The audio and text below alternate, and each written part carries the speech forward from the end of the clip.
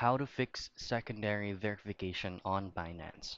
First things first is access your Binance application.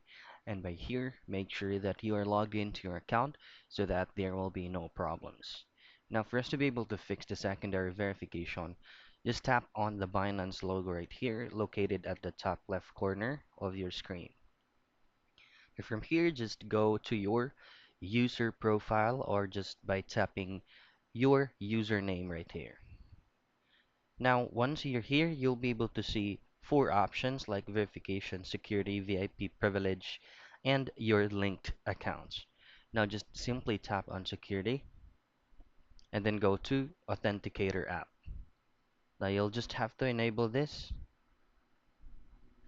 and you'll have to double check on the verification code that was being sent to you through your email address associated with your Binance account.